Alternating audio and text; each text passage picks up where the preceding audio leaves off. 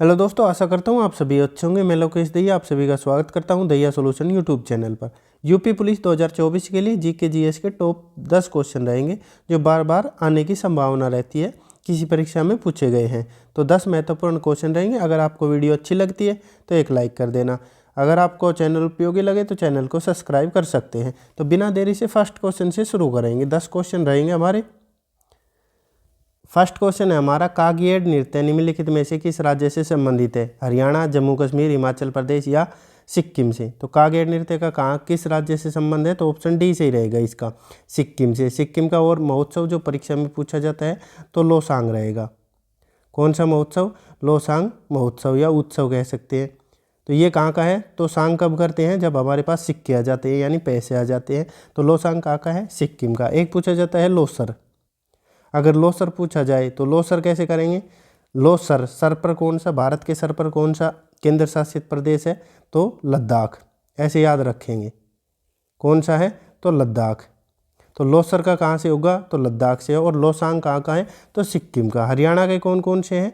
तो धमाल, धमाल हरियाणा का है। और लूर नृत्य, फाग नृत्य, ये सभी हरियाणा के हैं। जम्मू कश्मीर के कौन कौन से होंगे? तो राउफ नृत्य, भांड पाथेर, ये किसके हैं? तो ये जम्मू कश्मीर के हैं। आशा करता हूँ आपको समझ आया होगा। आगे बढ़ते हैं अगले क्वेश्चन पर। अगला क्वेश्चन दे रखा है, निम्नलिखित में से कौन सा स्मारक 20वीं सदी यानी 1900 से लेकर और 2000 के बीच सदी में बना था? तो बुलंद दरवाज़ा, गेटवे ऑफ इंडिया यानी भारत का प्रवेश द्वार, तो बीबी का मकबरा या मीनाक्षी मंदिर? तो मीनाक्षी मंदिर तो कहाँ पे है? तो ये मदुरई तमिलनाडु में है। कहाँ पे?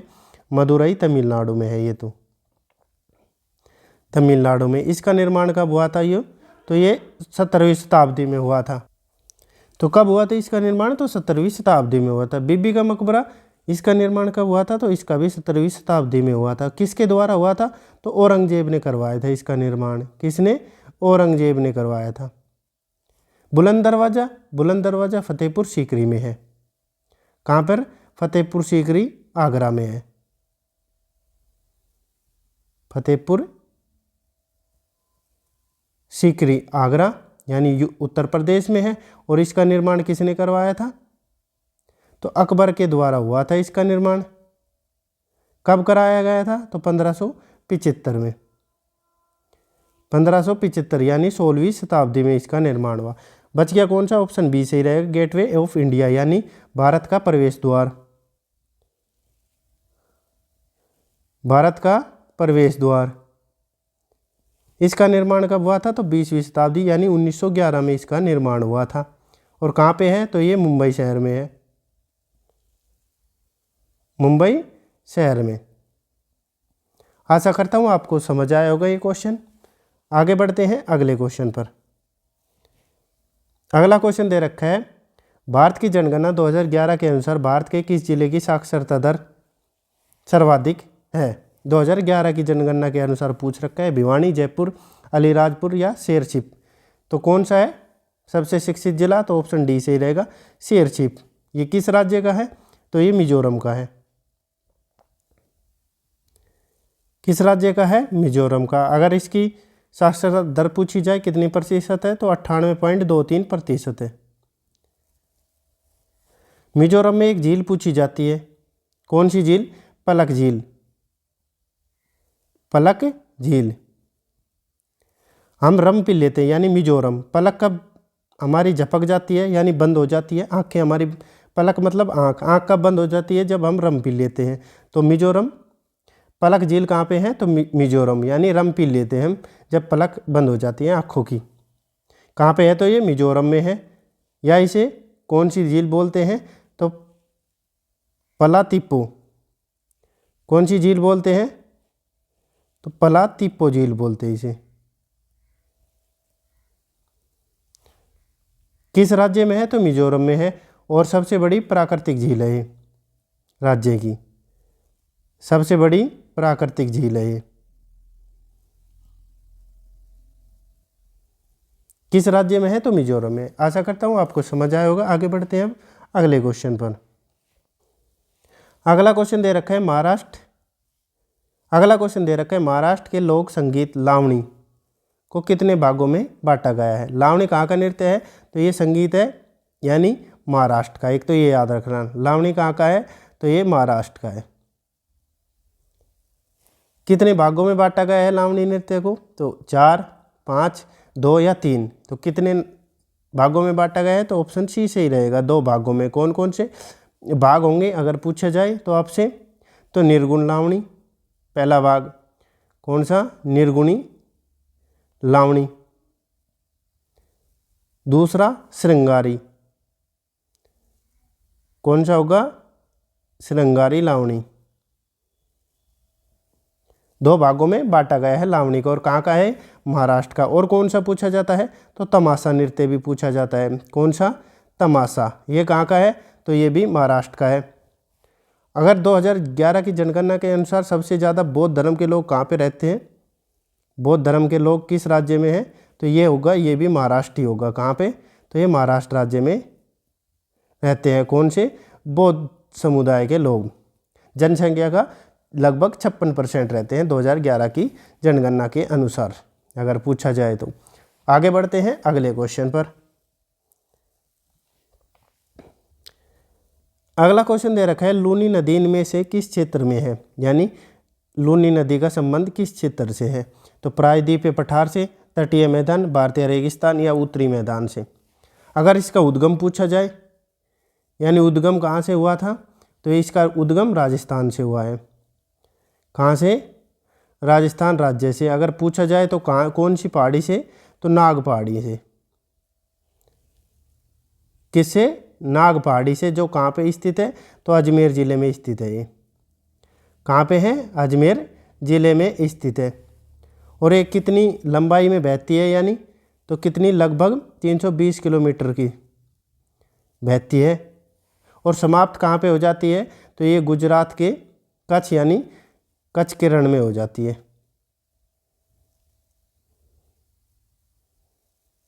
गुजरात में कहाँ पे गिरती है, तो कच्छ के रण में, रण में जाकर समाप्त हो जाती है, यानी अरब सागर में नहीं गिरती है। ये भी याद रखना, कहाँ पे चली जाती है, तो कच्छ के ऋण में समाप्त हो जाती है। अरब सागर से इसका कोई संबंध नहीं है। तो किसके होगा, ऑप्शन सी सही रहेगा, भारतीय रेगिस्तान से इसका लूनी नदी का संबंध है। आगे बढ़ते हैं अगले क्वेश्चन पर।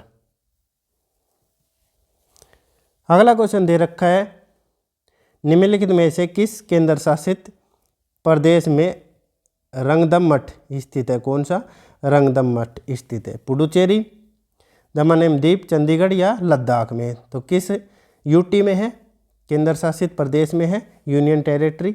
तो ऑप्शन डी सही रहेगा, कहाँ पे है, लद्दाख में। किसका मठ है ये, तो ये बौद्ध मठ है। किस धर्म का है, तो बौद्ध मठ है ये। और संप्रदाय पूछा जाए तो गेलुगप्पा, गेलुगप्पा संप्रदाय, यानी समुदाय से संबंध रखता है ये, संप्रदाय से संबंध है। और कहाँ पे है, तो लद्दाख में है। अगर लद्दाख के ज़िले पूछी जाए तो कितने ज़िले हैं, तो 2 ज़िले हैं लद्दाख में। कितने ज़िले हैं, 2 ज़िले। कौन कौन से, कारगिल और लेह। कारगिल, और दूसरा कौन सा होगा, तो लेह।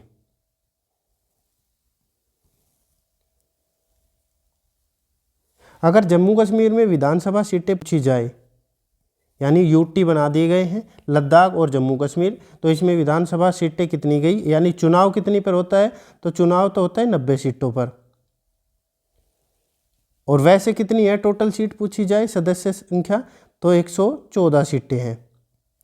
यानी ये सीटें वो हैं जो पाकिस्तान ने कब्जाया हुआ है, हमारा हिस्सा। जम्मू कश्मीर में कितने ज़िले हैं, अगर ज़िले पूछे जाए तो 20 ज़िले हैं। जम्मू में कितनी सीटें हैं, अगर जम्मू की पूछी जाए, और कश्मीर की। जम्मू में कितनी सीटें हैं, तो 43 सीट जम्मू को मिली हुई है, और 47 सीट कश्मीर को है, जो 90 सीटों में चुनाव होता है। वैसे सदस्य संख्या कितनी है, तो 114 है। आशा करता हूँ आपको समझ आया होगा। आगे बढ़ते हैं अगले क्वेश्चन पर। अगला क्वेश्चन दे रखा है, उत्तरी पूर्वी मानसून द्वारा सर्दियों में किस क्षेत्र में वर्षा होती है? सर्दियों में किस क्षेत्र में वर्षा होती है? तो कोरोमंडल तट, केंद्रीय उच्च भूमि, प्रायद्वीपीय पठार या भारत के द्वीप। यानी सर्दियों में लौटते मानसून से वर्षा होती है। लौटते मानसून से वर्षा होती है तो कहाँ पे होती है, किस राज्य में होती है? ये तमिलनाडु में होती है सबसे ज़्यादा। किस में होती है? तो तमिलनाडु। उस क्षेत्र को, उस तटीय भाग को क्या कहा जाता है? तो ऑप्शन ए सही रहेगा। कौन सा? तो कोरोमंडल कहा जाता है। किस किस राज्य में है ये? तो ये तमिलनाडु और आंध्र प्रदेश में फैला है। कौन सा? तमिलनाडु और आंध्र प्रदेश। लौटते मानसून के कारण वर्षा होती है। अगर ये पूछा जाए तो कितने तटीय राज्य हैं भारत के जो समुंदर को छूते हैं, तो कितने होंगे? टोटल 9 होंगे। अगर पूछे जाए कौन कौन से हैं, 9 की संख्या पूछी जाए आपसे, तो कौन सा? कर्नाटक होगा। कर्नाटक, केरल, उसके बाद आंध्र प्रदेश, फिर तमिलनाडु, गोवा, गुजरात, महाराष्ट्र भी होगा, उड़ीसा और वेस्ट बंगाल यानी पश्चिम बंगाल होगा। कितने हो गए? 1 2 3 4 5 6 7 8 9। तो कितने हैं? 9 हैं टोटल। कितने तटीय राज्य सीमा बनाते हैं? तो भारत के 9 राज्य सीमा बनाते हैं। आगे बढ़ते हैं अगले क्वेश्चन पर। अगला क्वेश्चन दे रखा है, आर्य समाज के संस्थापक कौन थे? ईश्वर चंद्र विद्यासागर, स्वामी विवेकानंद, दयानंद सरस्वती या राजा राम मोहन राय। आर्य समाज, आर्य को क्या आती है? तो दया आती है। तो दया किसको आती है? तो ऑप्शन सी सही रहेगा। आर्यों को क्या आती है? दया। तो दयानंद सरस्वती ने इसकी स्थापना की थी। कब की थी? तो 10 अप्रैल को, 10 अप्रैल 1875 में की गई थी। कहाँ पे की गई थी? तो मुंबई में। कहाँ पे की गई थी? तो मुंबई में की गई थी। स्वामी विवेकानंद ने किसकी की थी स्थापना? तो रामकृष्ण मिशन की थी। रामकृष्ण मिशन की स्थापना की गई थी इनके द्वारा। कब की गई थी? तो 1 मई 1897 में। कब की गई थी? तो 1 मई 1897 में की गई थी। अगर इसका मुख्यालय पूछा जाए तो वेस्ट बंगाल यानी पश्चिम बंगाल में। कहाँ पे? बेलूर मठ में की गई थी। बेलूर मठ में की गई थी। किसकी? रामकृष्ण मिशन की। आर्य समाज की किसने? तो दयानंद सरस्वती ने। राजा राम मोहन राय के बारे में पूछा जाए तो इन्होंने ब्रह्म समाज की थी स्थापना। किसकी? ब्रह्म समाज की स्थापना की थी। कब की थी? तो 20 अगस्त 1928 में की गई थी इनके द्वारा। और कौन थे ब्रह्म समाज के? राजा राम मोहन राय और द्वारकानाथ टैगोर थे। ये भी पूछा जा सकता है। उनके साथ में कौन थे? तो द्वारकानाथ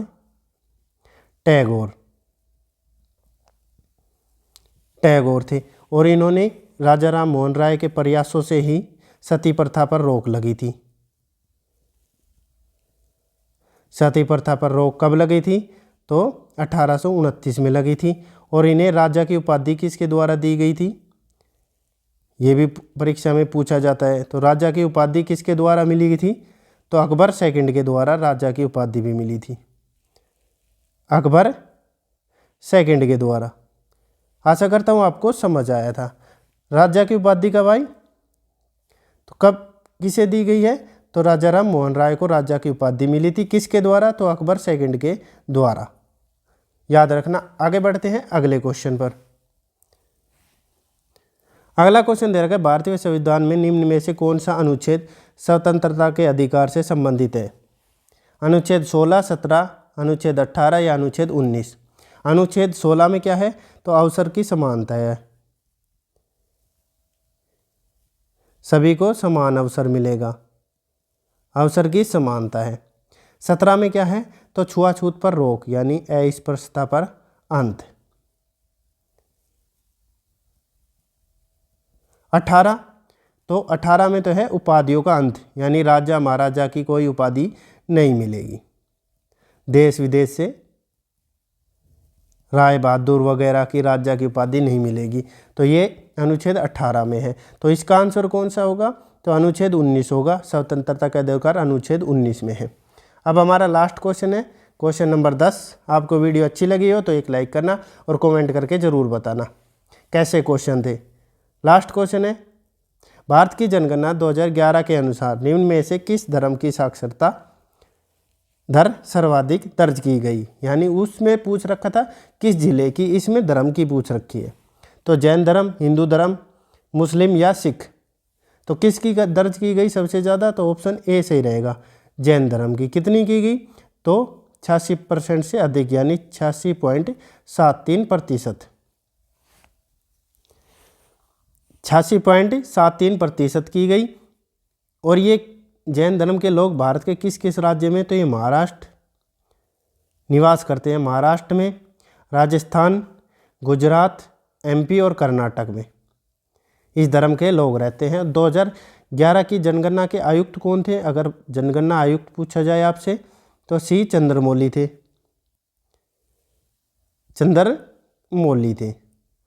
अब 2021 की, क्योंकि 10 साल बाद होती है, तो 2021 की क्यों नहीं हो पाई थी? तो ये कोरोना के कारण नहीं हो पाई थी। अक्टूबर 2023 से ये शुरू हो गई है। कब? अक्टूबर 2023 से शुरू हो गई है। कौन सी होगी? तो ये 16वीं होगी। कौन सी जनगणना होगी? तो 16वीं होगी। अगर आज़ादी के बाद पूछी जाए आपसे, आज़ादी के बाद पूछी जाए तो कौन सी है? तो ये आज़ादी के बाद 8वीं है। अगर पूछा जाए इसके आयुक्त कौन है, अगर आयुक्त पूछा जाए तो डॉक्टर विवेक जोशी हैं। कौन? डॉक्टर विवेक जोशी जी हैं। अगर इसकी थीम पूछी जाए, यानी विषय, 2021 की जनगणना का विषय पूछा जाए तो जन भागीदारी से जन कल्याण। क्या? जन भागीदारी से जन कल्याण। जन भागीदारी से जन कल्याण, ये इसकी थीम रहने वाली है। आशा करता हूँ आपको समझ आया होगा। ये थे हमारे क्वेश्चन। आपको वीडियो कैसी लगी? वीडियो अच्छी लगी हो तो एक लाइक करना। अगर आपको चैनल उपयोगी लगे तो चैनल को सब्सक्राइब करना। अगर आपको किसी प्रकार का नोटिफिकेशन चाहिए तो बेल आइकन ऑन कर सकते हैं। आपका दिन शुभ हो। धन्यवाद।